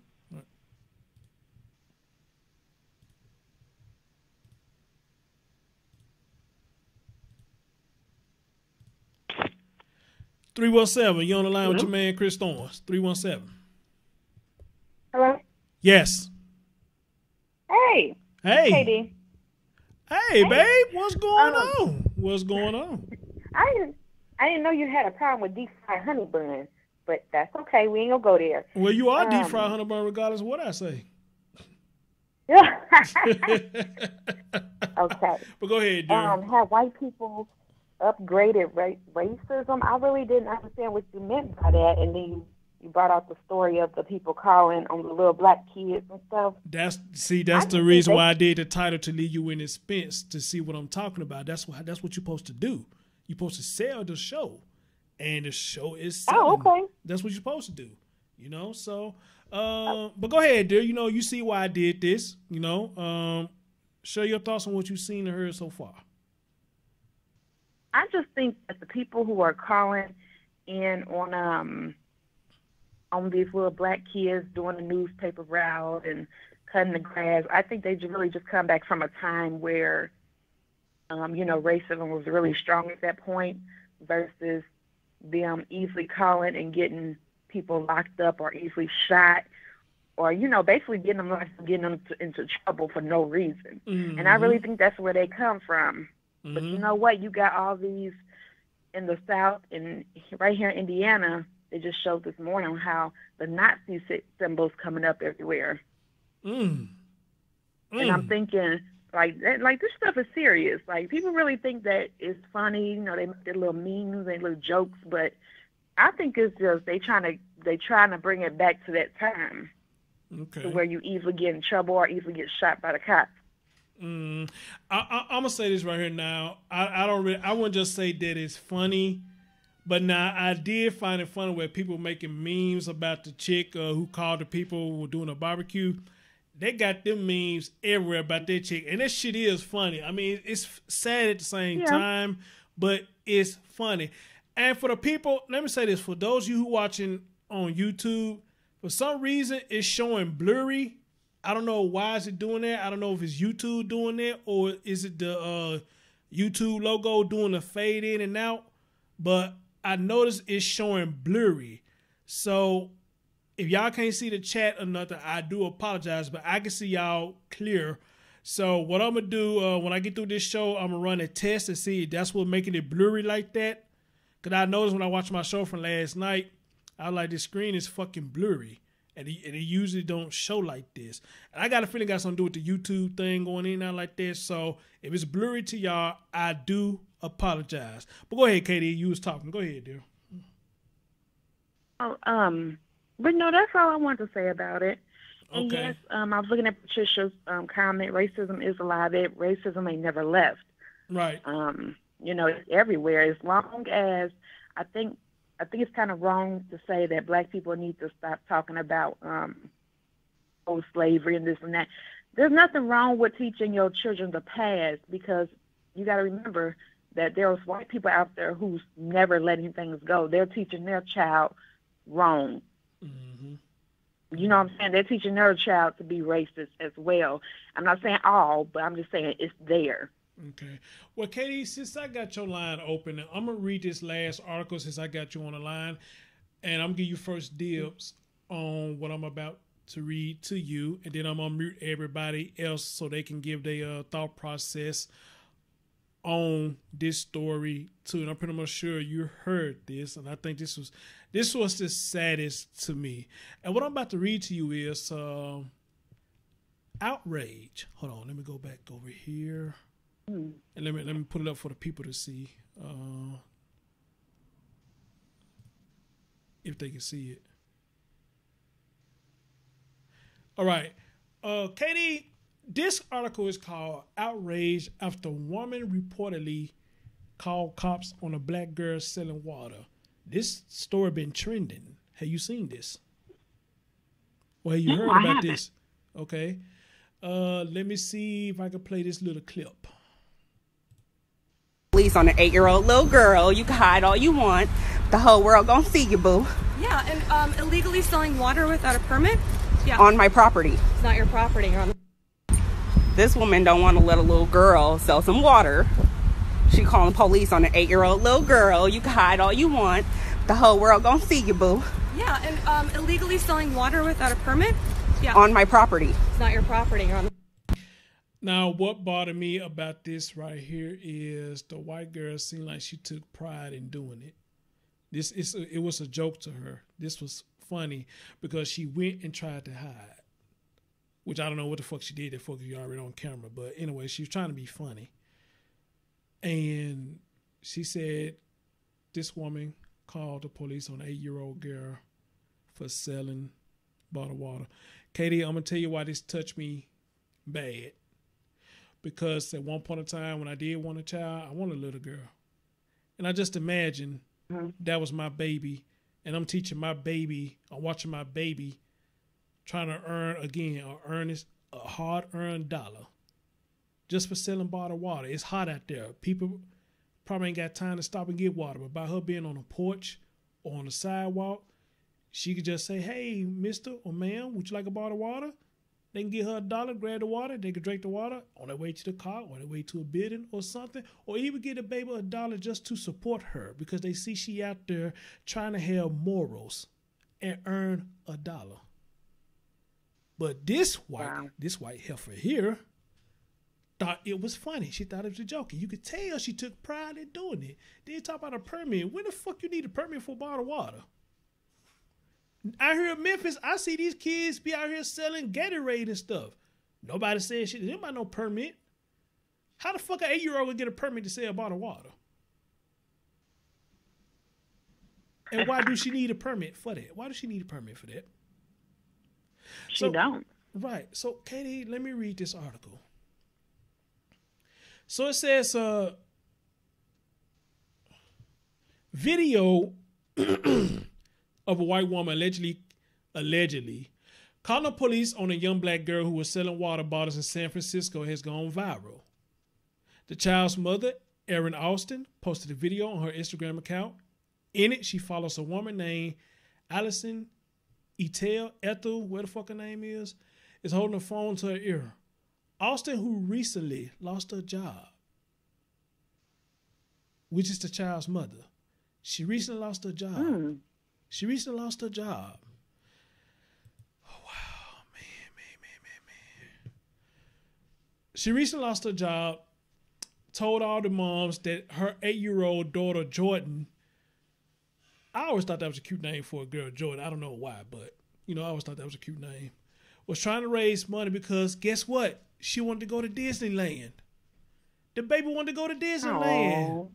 So she was out there doing a good deed because she wanted to go to Disneyland. I never been to fucking Disneyland. So she probably gonna get the privilege to go to Disneyland before I ever go.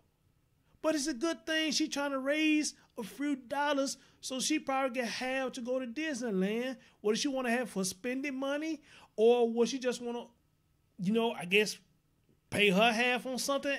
I don't know. But the fact of the matter is, the little girl had morals to make these few dollars because she wants to have a good time at Disneyland. And you got people, these grown-ass fools like this one. She said, why do I without a permit? Yeah. Well, bitch, I got a question for you. What if that had been your daughter out there? Would you feel like that too? Or would you be all up in the black woman's face? They ain't doing nothing wrong. They're just selling bottled water. Really? So anyway, the baby want to go to Disneyland. There's nothing wrong with what she was doing. Jordan was selling the water bottles outside the family's apartment building, which is across the street from AT&T Stadium, where the Giants were playing. How about that? And she was doing it at a good time. The Giants was playing. She was doing it at a damn good time. Why is this thing doing that? I can't keep up why it's doing that. She wanted to go to Disneyland. Okay, I gotta move this. Why the fuck this thing is in my way? This thing is in my way and it keeps doing this. She was selling bottled waters. Caught off guard when Ethel approached Jordan for a permit, Austin told the blog that she intervened. This woman don't want to let a little girl sell some water. Austin can be heard saying she calling the police on an 8-year-old little girl. Ethel then ducks behind a brick structure, appearing to hide. Austin follows her with the camera, telling her the whole world is going to see her. Ethel says the little girl is illegally selling water without a permit. It's unclear whether she's speaking to the cops or to Austin. On my property, Austin says. Ethel says it's not your property. In the video caption, she asks people to make the woman go viral under the hashtag #PermitPatty. As of Sunday morning, the video had more than 864,000. Well, where the number is, I can't even just concentrate. Oh, wow. Views. Hashtag. Wait, you can't read the number? No, I mean, 864,100. I don't know here. I know it was that smart in math, but it's 864 with 3 O's behind it. With 3 O's behind it. So shit. Okay.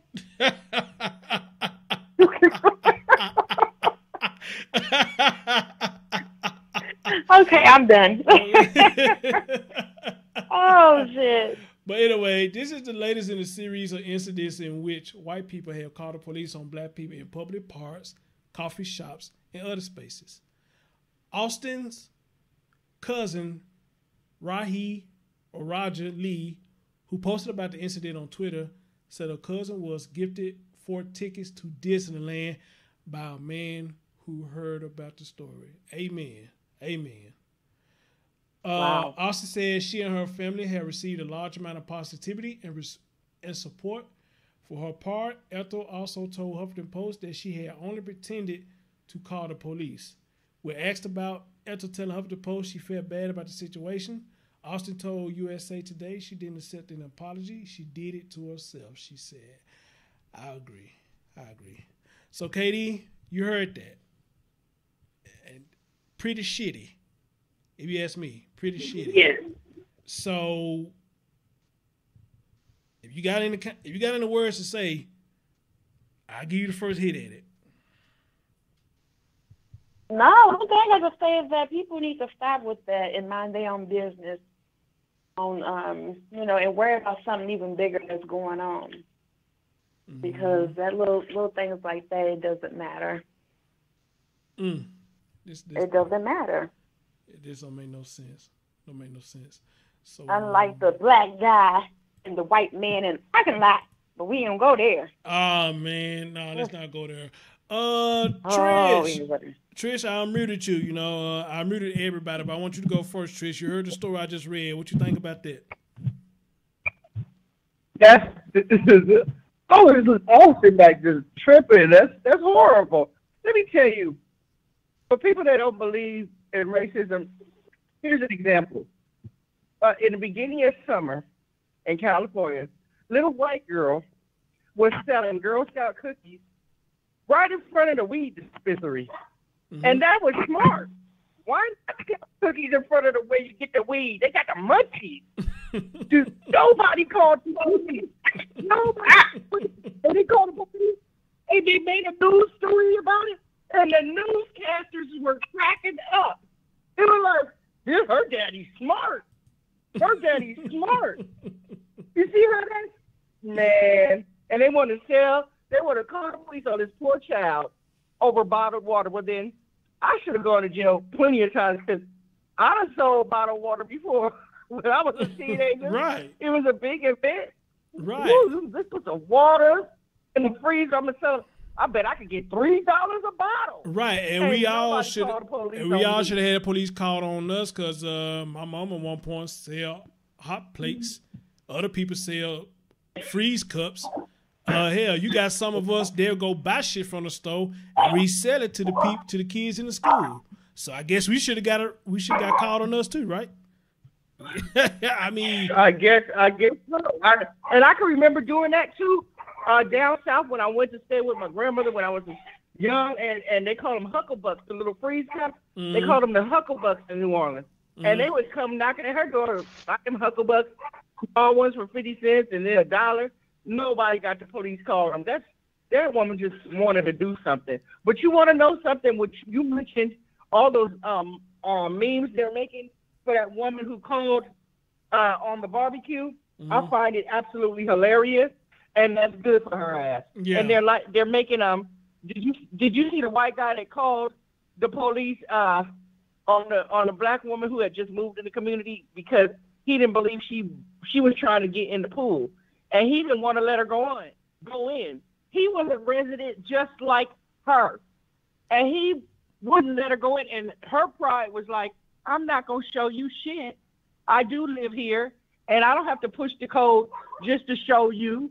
And he called the police. So finally the police said, well, she lives here. So he said, I don't know that. I don't know that she lives here. It just so much privilege. So much privilege.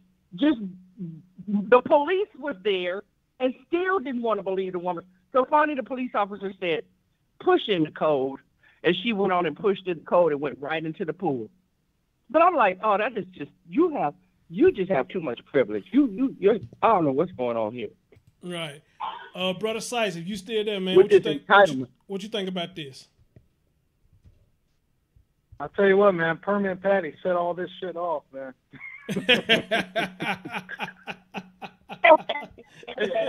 She was the first, man. That bitch was the first. Yeah, I mean, you look back at it now and it's like, what? She really set it off. she set the wave up. All these white folks getting out here calling the law on stupid shit, and everybody getting on social media and eating that shit up. You know, and then she gets up on, I think she got up on like some news channel, man, started boohooing, my life. You know, when you call it fucking law on a little girl across the street selling bottled water, and then for some reason you think it's your business, you try to interfere with that, you get what's coming to you. And that's it. Okay. You know? Brian. That's just how I see it. Brian, what you say? What you say about that, Brian? Yeah, that's petty, crappy. I mean, I can understand, you know, there's peddler license and stuff like that, but it's bottled water. It's not like she's making millions selling hamburgers and hot dogs and Coke and beer. It's damn water. Leave the damn kid alone. Thank you. Bottled water. Now I can understand if somebody seen her spiking the water with something, then there'll be something different.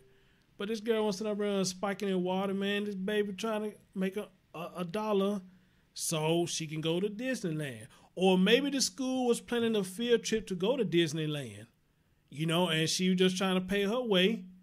And mom's or dad is still in her, you know, hey, well, baby, if you want to go to Disneyland, you know, that's kind of expensive. But I tell you what you can do. I will help you, and I'm going to show you how you can pay your own way, or I can show you how you can pay half. What we're going to do is we're going to get these supplies.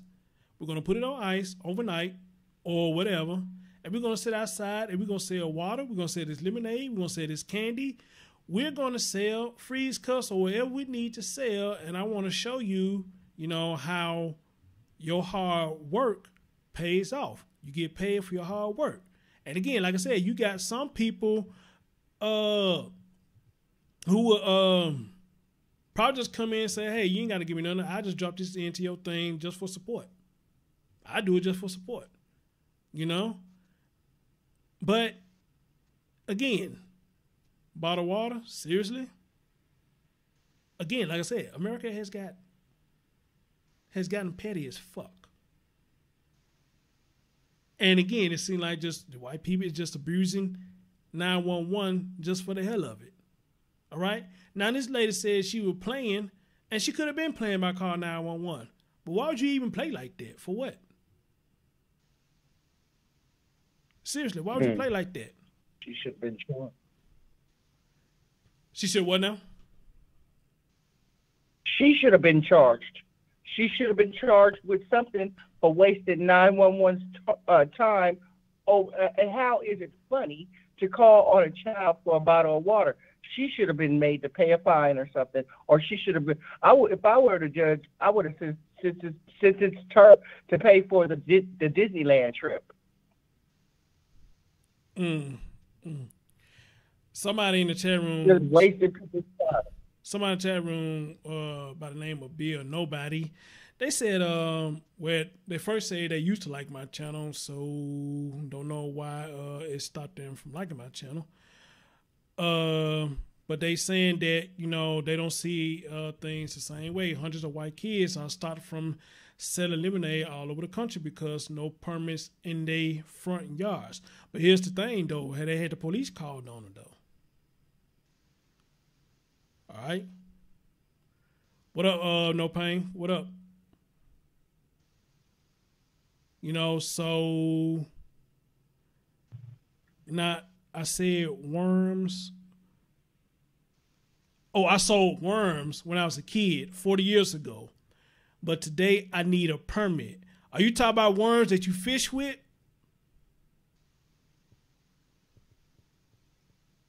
Yeah, because that's the case, yeah. Down here in Memphis, in certain spots, you need a permit just to go fish. Depending on where you're trying to go fishing at, you need a permit to go fish. Yeah, anytime you sell anything. Go ahead. Who was saying that? Anytime you're selling anything on public property, not your own property, like if you're on your doorstep, you can do whatever you want. But I believe codes are 2 feet. The 2 feet, like if you have a road in front of you, 2 feet in is not your property. That is public property. Anytime you sell anything on public property, you need a peddler's license. And depending on what you're selling, then you need other like Board of Health and all of that type of stuff. But even then, if I were to walk by and see somebody and I know they're in the wrong, I'd be like, hey, honey, why don't you push that up like 5 more feet and you'll be good. And go on your merry way. There's no reason to call the cops. And it's just, it seems like the world, there's no consequences for being an asshole. So people just constantly want to be an asshole because they get away with it. Right. You know, for me, my biggest problem is, go ahead. Oh, me? That's crazy. You know, because I just found out recently. Now, this is my house. I consider it my property, my house. And my kids were having a lemonade stand, and a neighbor said something to me. And what it was I couldn't. It was on. You know how the side. Here's your house, and then they have the sidewalk, and then that little patch of grass. So they were on the patch of grass after the sidewalk, and she said, they can't sell it here because it's not on your property. I said, it is my property. It's in front of my house. So I looked it up. No, that part after the sidewalk and that patch of grass is the city's. That is the city's. My property stopped at my gate. And I said, ain't this some crap right here? And the fact that she bothered me and wanted to enforce that pissed me off. And I just said, well, you know what? You're just going to call the police. I said, I'm going to have to borrow their property today. And she didn't, but it pissed me off that she took the time to say something. You saw, these are little kids. I mean, my oldest is 14. My youngest is 8. They're little. And you had to say that to me. Just leave it alone. You're not hurting anybody. You see people buying the lemonade. But it's like, it's crazy. Right. Right. And somebody did just call in, but don't know if they was trying to get in or was they just trying to call in to listen. It was a 601 number. So 601, if you are in the chat room and you want to chime in. I'm going. I got to go. Yeah. You know what I'm saying? Because I'm about to drop out to in a minute. But Trish, thank you so much. Thank you so much. All right. Yeah, I'm going. All right. Have a nice day. No problem. No problem. Yeah, we had a 601 number they had just called, but they dropped out. So I don't know, was they trying to call in to get in the conversation, or were they just trying to call in and listen? Because we had that same incident last night. You know, somebody called in, but they actually were just trying to listen to the show. So, you know, but other than that, though, you know, just like being nobody said they were selling worms. I guess they got in trouble for selling worms or whatnot, but they say that was like 40 years ago when it was happening. The grass, or didn't they say the grass in front of your house beyond the sidewalk is right away, according to the tongue tie. I know what they saying though. I know what they saying though. You know, so I know what they saying though. So you know, at the end of the day, y'all, you know, like I said, my main concern was the kids. You know, why is kids is being called on just for pretty much doing what's right. You know, they trying to do right. Would you rather have a child out here trying to make earnest money, or would you rather have a child that's out here bullying other kids? Which one would you rather have?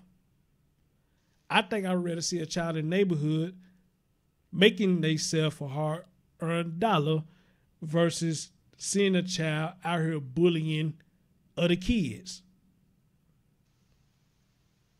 And the thing about the bullying that got so bad now, man, it's fucking ridiculous.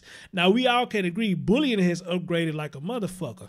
Anytime you can get online and bully somebody to death, that shit is sad as fuck, man. That's sad as fuck. Can't get away from that. Exactly. That's sad as fuck. That's why I preach that when you let your kids on the internet, man, y'all need to monitor them. Who are they talking to? Who they associating themselves with? Because I promise you, if you monitor that, you can catch all this shit early. Because it's sad that after your child dies, then you find out there was some asshole online fucking with your child. And I'm going to tell you even more fucked up than that. Sometimes it be them grown-ups involved in that shit. be egging their children on to fuck with another child because they don't like the parent of that child. They egg them on to do this shit. Now, what kind of grown up are you to sit up there and participate in some bullshit like that and feel good about it? Go ahead, brother. Sound like you finna say something. Well, I mean, what you're saying is pretty true. You know, it's not about kids no more to a lot of people. It's about the attention they get or, you know, what they're going to get out of it. Ain't nobody thinking about the kids no more. Mm-hmm. What'd you say about that, Brian? What you think about that? There's, like I said, there's no consequences for being an asshole. I mean, I've been gaming since I could have a controller in my hand. And, you know, once they started coming out with chat, everybody had fun. But now you get in chats and it's nothing but trolls. And the chat, in the game chat and voice chat, people just trolling people everywhere. And there's no consequence for it. Like I was going to say earlier, like I had this incident this last year in November, I got served with a restraining order from Massachusetts. I haven't been to Massachusetts in 3 years now. At the time, it was 2.5 years. I had 5 affidavits putting me here in Tennessee the day that it happened, and my ex-wife got to walk away. It cost me $3,800 in lawyer's fees. God, no consequence whatsoever. I ate $3,800 because she wanted to be vindictive. Damn. Man. I drove 17 and a half hours to get to Massachusetts to tell her, fuck you, and then drove back. Who the hell does that? Even the sheriff down here, Marshall County Sheriff, was like, in my expertise, I've been doing this 27 years. If somebody's going to travel that way, that's a one-way trip for 1 or 2. A, she's alive, so she just got you, and I'm serving you, so you're both alive. Well, this is ridiculous. And you call us guys rednecks and stupid? He's like, you guys are a joke. And I'm like, I hear you. That's why I moved down south. Man, that is foul, bro. Damn, that is foul, man. God damn, man. If there were actual consequences, like other callers were saying, you know what, false 911 for stupid shit, $500 fine. I guarantee you that shit would stop. Hey, exactly. If they get charged for that, yes, sir. A lot of that stuff will stop. Because when I was growing up, when I was a kid, you know, I think a lot of kids used to play around, dialing 911 and hung up, but little did we realize that 911 could trace that shit right back and call you right back. And they used to have commercial advertising there, you know, when you call 911, this is what's going to happen, you know. And I think you own to something, Brian. You know, if they start finding these folks and putting them in jail for making these false-ass calls, yes, this shit would be less and less and less and less. So maybe that's something they need to start doing, charging these folks for doing this fuck shit. All right? Because they're taking people's lives in jeopardy. Say there's a break-in down the street and all the cops are trying to mess with this 8-year-old selling water on the corner when they could be saving some elderly person from a robbery. Thank you. There should be heavy charges. Thank you. I say the same thing. Fellas, thank y'all so much for calling in. Brian, like I said, I'm glad you finally caught a stream, brother. You was able to call in and give your piece on everything. Brother Sight, you know, you my boy, man. I'm glad you was able to call in and give your thoughts on this as well, man. But so other than that, brothers, y'all have a good night. I'm going to shut down the phone lines and give my last thoughts on the situation. And thank y'all for a good show. Shout out to Logic. Shout out to Trish and everybody in the chat room. Appreciate you. And y'all have a good night, fellas. Y'all have a good night. Good evening, everybody. All right.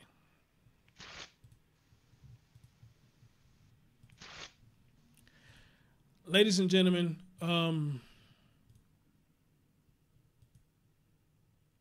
especially for y'all who've been following me for the longest, who follow me real tough.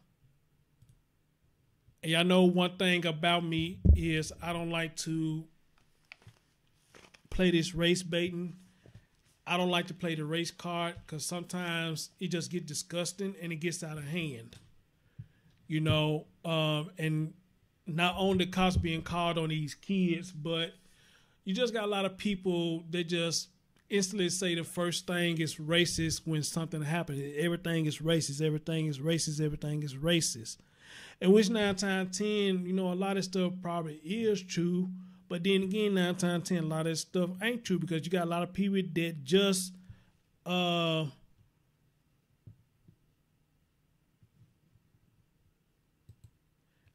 be a nobody. I don't judge all people. I never said all. I never said all. Don't do that. I never said all. Of course, it's not all. Because if it was all of y'all, I won't fuck with you, period.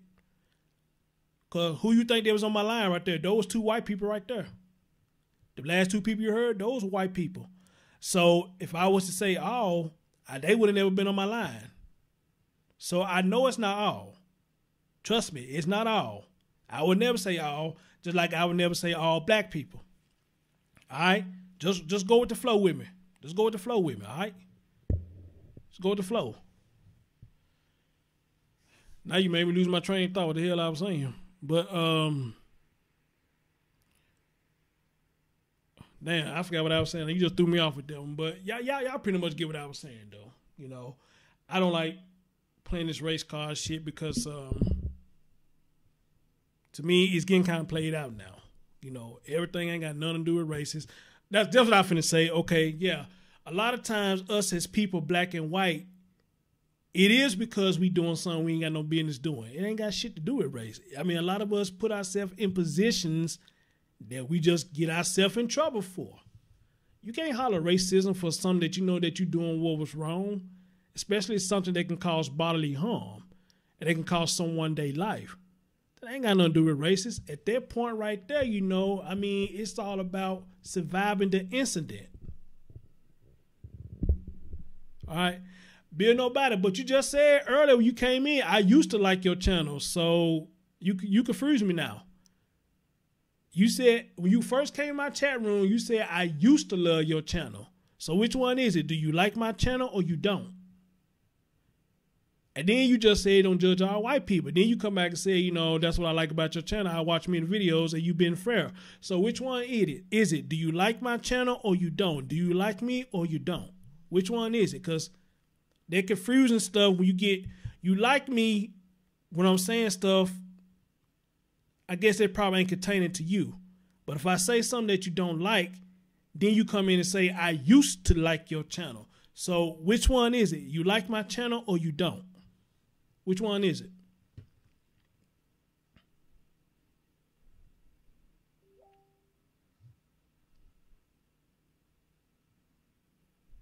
But anyway, like I was saying, y'all, you know, a lot of stuff that we just put ourselves in, and you know, and when we put ourselves in a situation, that's the first thing we come to is saying that I just subbed Lady No Pain 8. Where did you come from, No Pain 8? I never seen you before. Where did you come from? I appreciate you though, but where did you come from? Cause you and Bill Nobody showed up at the same time. Y'all showed up at the same time, so I'm cautious and curious about that. But at the same time, for the most part, you've been respectful. I appreciate that. But y'all came in at the same time, so I am a little skeptical about that. You and I could sit down and have a great conversation. I know this. I was a little frustrated with this video. Well, why you didn't call in? You could have called in. You were more than welcome to call in when they was on the line. Y'all could have called in. I ain't stopped nobody from calling in. Y'all could have came in and joined the conversation like everybody else was. Y'all could have called in.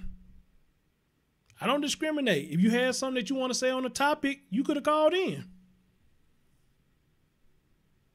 I would say call in now, but I got to get off here because I got to get ready for work. But you could have called in, Bill. I ain't got no problem with that. You could have called in. That's what that number right there for anybody to call in.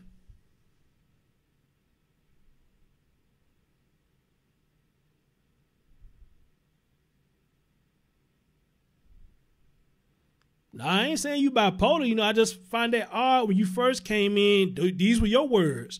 You said, I used to like your channel. And as a matter of fact, I asked you, what made you stop liking my channel? I don't think you never answered it. I asked you what made you stop liking my channel. But then now you come back saying you respect me and you like me because I'm fair. And then but before that you said don't judge all white people, in which I never done that. Just like I don't judge all black people. I don't do that. But my question to you is, which one is it? Do you like me or do you not? Okay, No Pain said they've been on Logic. Okay, all right, cool. Appreciate the... Now, you see, like, look what No Pain did. I asked them a question, they answered it. I asked No Pain a question, they answered it. But what y'all can do now, y'all can hit that thumbs up. You ain't already did it. Hit that thumbs up for your boy. I got 32, give me 34. Now, I'm not attacking you or nothing, but, you know, your comments in my comment section just throw me off a little bit. I don't know where you coming from, you know? So or let me say this, are you a sometimer? You know, sometimes I like the Chris Thorns show, sometimes I don't. I probably can respect it better if you say that. Sometimes I like your show, sometimes I don't.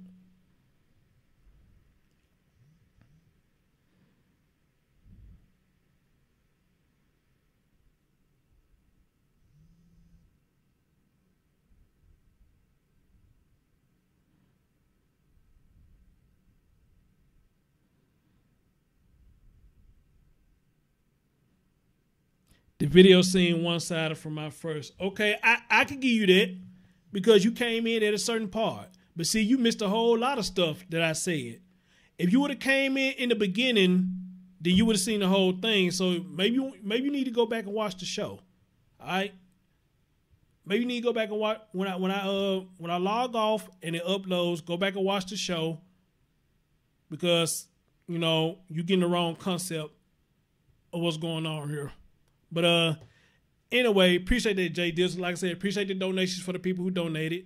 Appreciate the call in. Shout out to everybody who called in. Shout out to everybody who came to the show.